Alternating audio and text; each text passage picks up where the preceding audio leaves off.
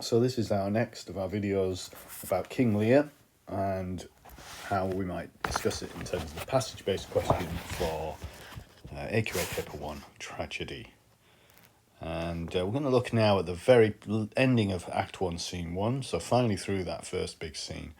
This is lines 266 to 304, thereabouts, in my version.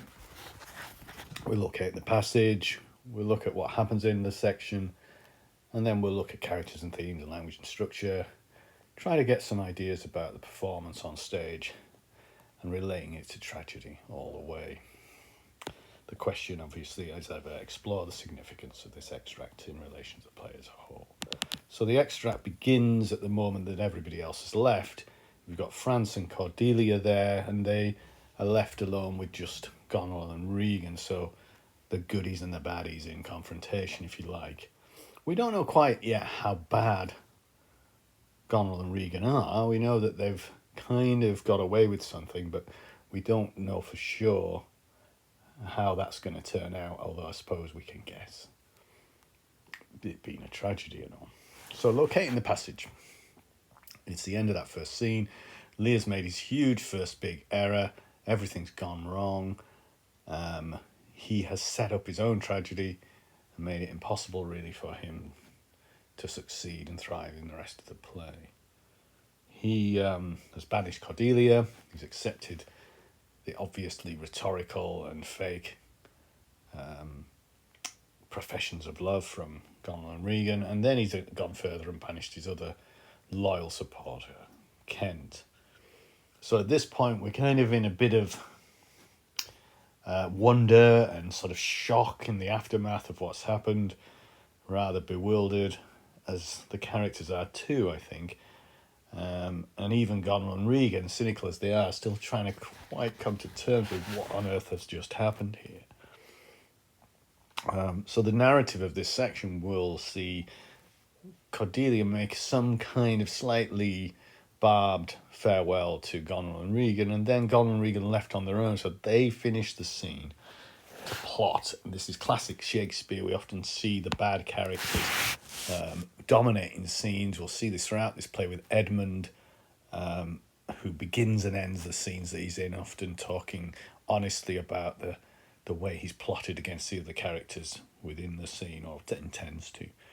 So that's significant that Goneril and Regan are going to, at the end, speak honestly in comparison to the rather rhetorical way they spoke earlier. They're going to speak in a different manner.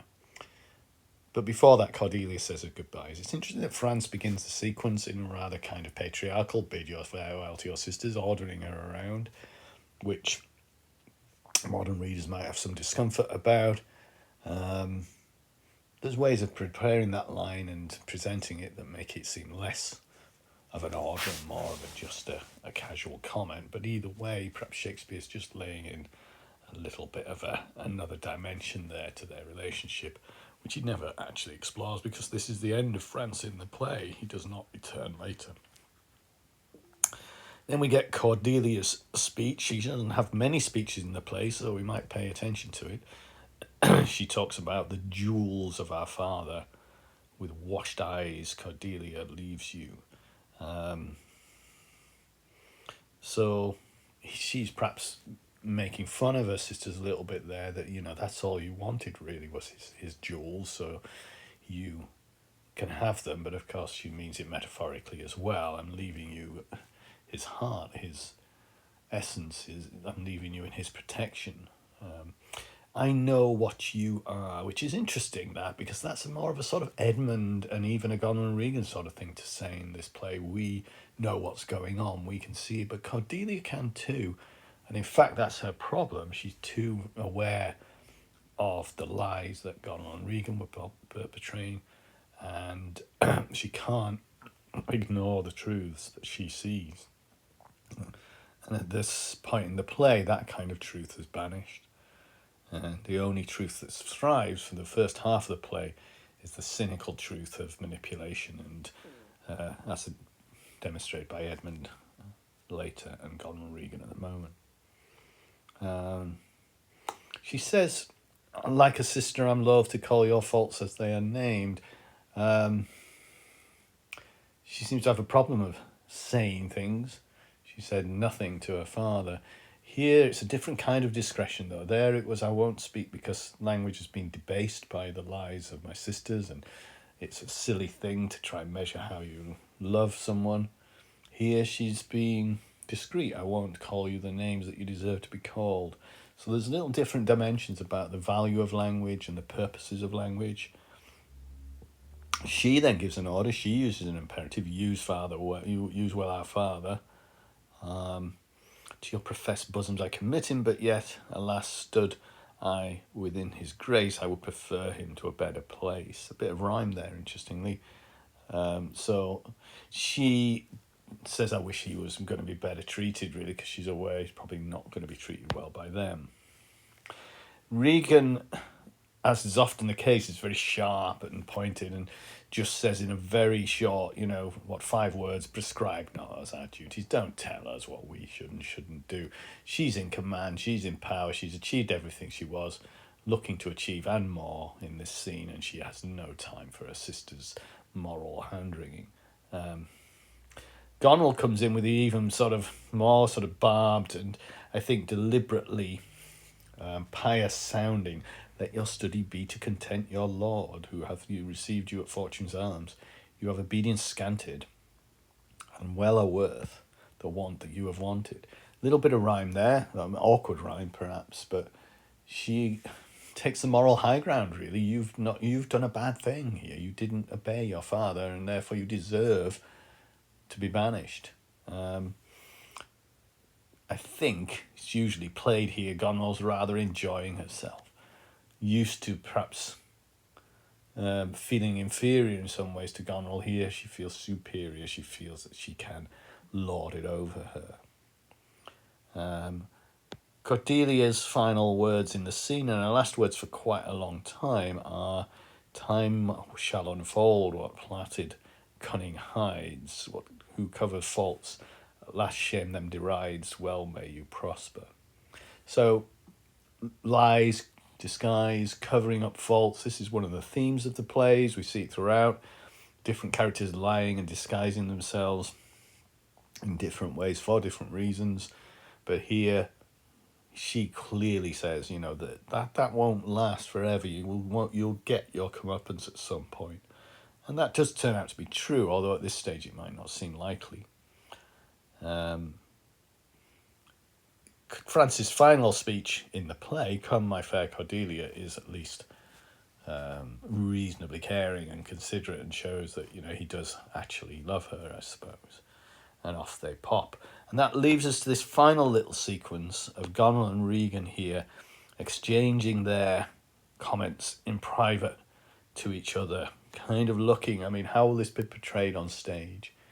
This is one of the last times that they're going to be together properly. There's one more scene really where they are still working together, and that is in Act 2 when they both arrive at Gloucester's castle.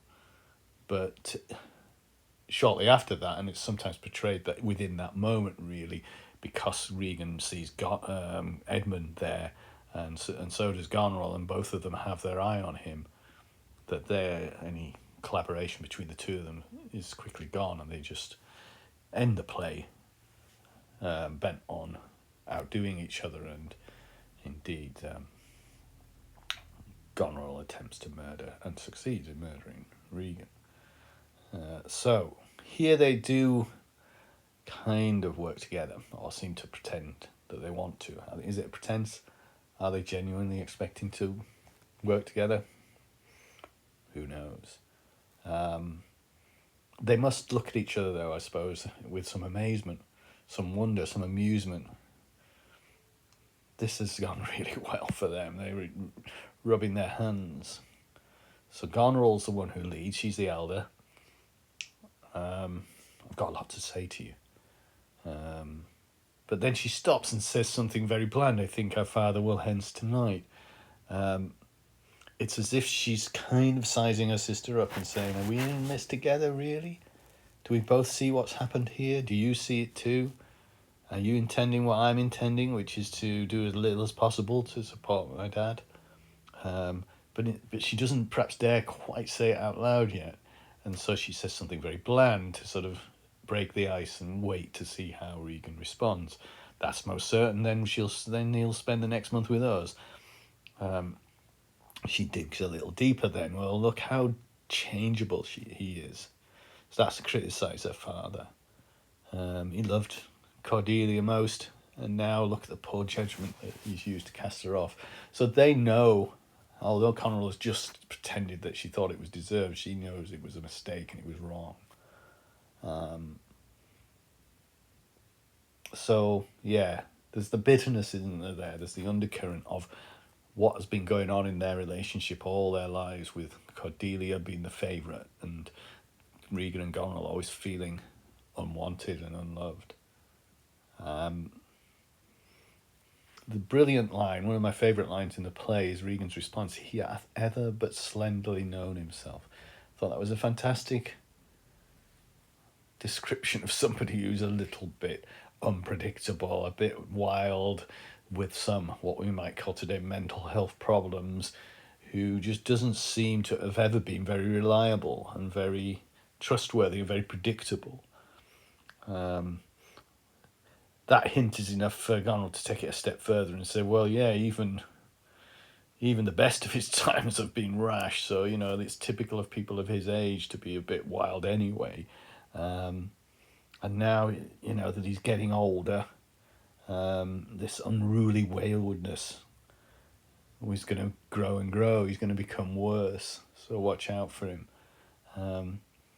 And Regan says, yeah, we're going to have more problems like this, aren't we? Inconstant starts, like his banishment of Kent, another sort of bizarre bit of behaviour.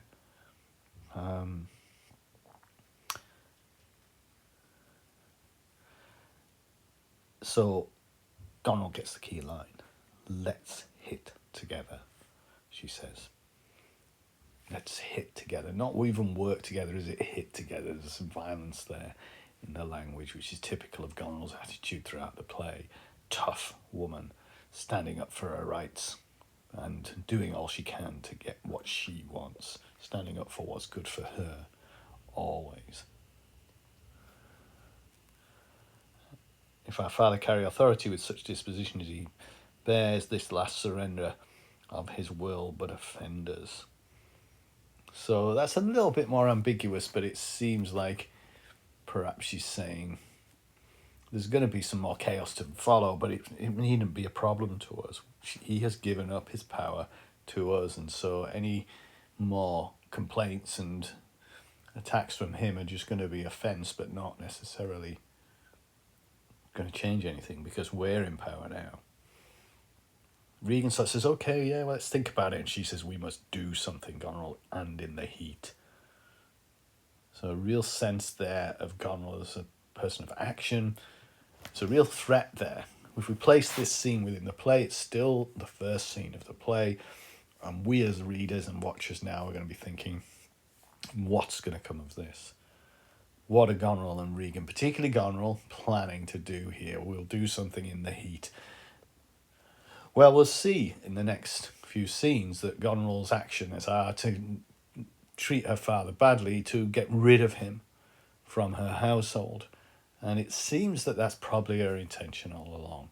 There's some sort of excuse given at the point when it happens that his knights are badly behaved, and you can kind of sympathise a bit at that point that 100 people turning up even at a big castle is going to be quite an imposition if they're not behaving very well, especially. But it looks like this was always part of her intention, that once we've got power, we'll do as little as we can for him.